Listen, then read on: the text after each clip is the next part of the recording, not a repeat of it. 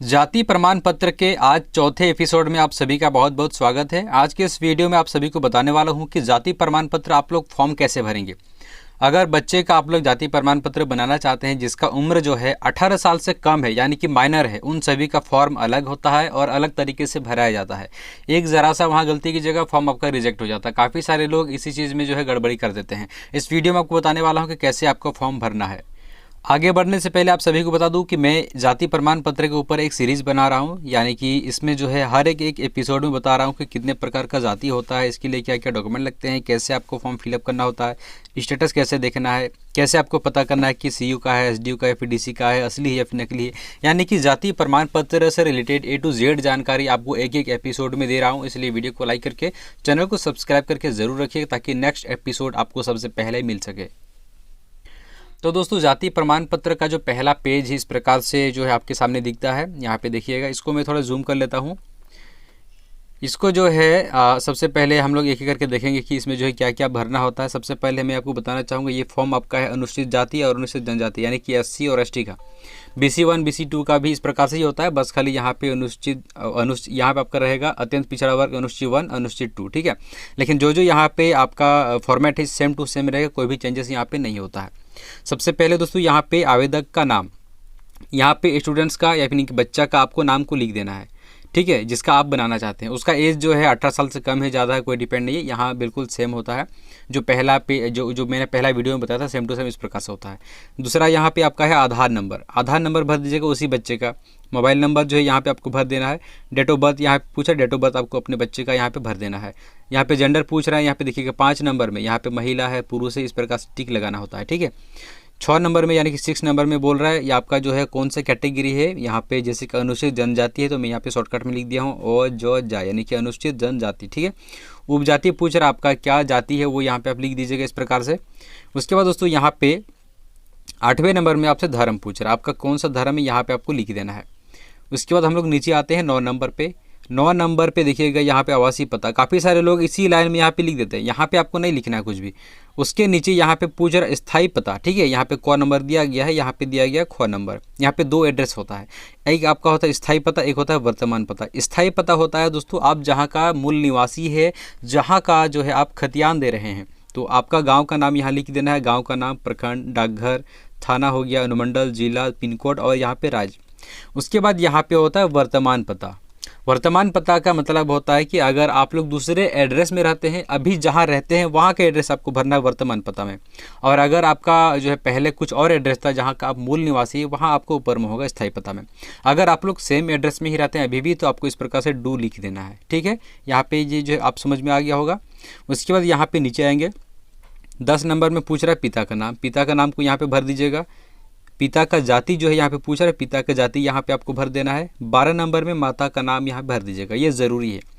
13-14 number को यहाँ पे खाली छोड़ दीजिएगा, ये आपको भरने का जरूरत नहीं है क्योंकि ऐसे भी आप जो है माइनर का भर रहे हैं। उसके बाद नीचे आना है। नीचे आने के बाद ये सब चीज़ को छोड़ देना है। नीचे आने के बाद दोस्तों लेफ्ट साइड में देखिएगा पिता या फिर माता का हस्ताक्षर, अगर साइन करते हैं तो साइन करवाइएगा, अन्यथा फिंगरप्रिंट देते हैं यहाँ पे ठप्पा देते हैं तो ठप्पा करवा लीजिएगा। यहाँ पे जो है नाम लिख लीजिएगा माता का या फिर पिता का, जिसका आप जो है यहाँ पे ठप्पा या फिर सिग्नेचर करवा रहे हैं उसका यहाँ पे नाम लिख लीजिएगा। बाकी आवेदक और आवेदिका का यहाँ पर जो है सिग्नेचर होगा जिसका जो है आप बना रहे हैं। ये होता है आपका फर्स्ट पेज, ठीक है। उसके बाद हम लोग बढ़ेंगे दोस्तों नेक्स्ट पेज, सेकेंड पेज की तरफ, जो कि इस प्रकार से आपके सामने खुल के आता है। इस चीज़ को दोस्तों ध्यान से देखिएगा। यहाँ पे साफ साफ ऊपर में लिख दिया गया है आवेदक के अवयस्क होने की दशा में, यानी कि आवेदक जो है वो वयस्क नहीं हुआ, यानी कि वो माइनर है, 18 से एज नीचे है उसका, उन सभी के लिए यहाँ पे है। तो यहाँ पे इस चीज़ को ध्यान दीजिएगा। काफ़ी सारे लोग यहाँ पे गलती कर देते हैं, मैं में जो बच्चा का नाम भर देते हैं, पिता का नाम भर देते हैं, एड्रेस भर देते हैं। इस प्रकार से भरिएगा, यहाँ पे आपका रिजेक्ट हो जाएगा। यहाँ पे सबसे पहले आपको ऊपर में पढ़ना है, यहाँ पे देखिएगा आवेदक के पिता या फिर माता के द्वारा, यहाँ पे बोला गया है आवेदक के पिता या फिर माता के द्वारा अपनी संतान की अनुसूचित जाति या फिर अनुसूचित जनजाति अत्यंत पिछड़ा वर्ग, देखिए अनुसूचित 1 अनुसूचित 2 का प्रमाण पत्र, यानी कि ये माता और पिता के द्वारा भरा जाता है। स्टूडेंट्स का नाम यहाँ पे नहीं होगा, बच्चा का नाम यहाँ पे नहीं होगा। यहाँ पे मैं बोल रहा है तो मैं में जो है आपको अपना नाम देना है, यानी कि जिसका आप बना रहे हैं उसका पापा का नाम यहाँ पे आपको देना है या फिर मम्मी का नाम।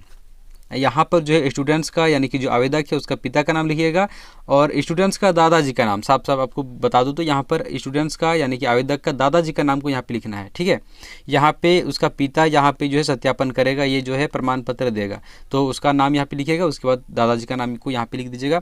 बाकी एड्रेस जो है आपका मूल निवासी यहाँ पे ऊपर में लिखिएगा, यहाँ पे गाँव पूछा है, उसके बाद है प्रखंड, डाकघर, थाना, अनुमंडल, जिला, पिन कोड, इस प्रकार से।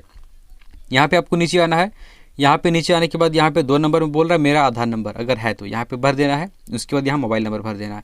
उसके बाद अगर आपका अन्य एड्रेस है वर्तमान पता में तो यहाँ पे भर देना है। अगर आपका कोई और एड्रेस नहीं है तो सेम उसी एड्रेस को यहाँ पे आपको भर देना है, गाँव में, प्रखंड में, डाकघर, थाना, इस प्रकार से। अब दोस्तों यहाँ पे देखिएगा 5 नंबर में यहाँ पे बोल रहा है कि मैंने अपने पुत्र या फिर पुत्री, यहाँ पे आपको अपने बच्चे का नाम को लिखना है। ऊपर में जो है आपका नाम आएगा यानी कि गार्जियन का नाम आता है और यहाँ पर बच्चे का नाम आएगा, किसके लिए जाति प्रमाण पत्र बना रहे हैं तो इसके लिए बना रहे हैं, उसका नाम यहाँ पे आएगा। ठीक है, उपजाति पूछ रहा है, यहाँ पे उपजाति में देना है आपको, जो भी जाति है वो आपको यहाँ पे लिख देना है। जस्ट नीचे आना है। 9 नंबर में मौजा और खाता संख्या ये सब चाहे तो आप भर सकते हैं, नहीं तो खाली भी छोड़ सकते हैं, कोई दिक्कत नहीं है। लेकिन यहाँ पे आपको भरना पड़ेगा, ये है आपका वंशावली।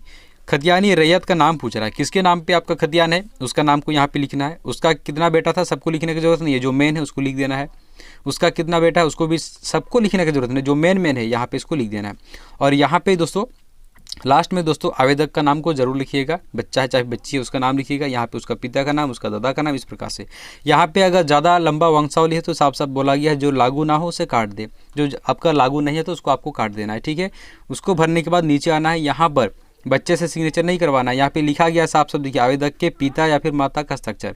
ये जो है सत्यापन, ये फॉर्म पिता के द्वारा भरा जा रहा है तो ये जो है पिता का ही यहाँ पर सिग्नेचर होगा। ठीक है, सिग्नेचर करते हैं तो सिग्नेचर करवा लीजिएगा या फिर यहाँ पर जो है फिंगरप्रिंट दिलवा दीजिएगा, इस प्रकार से।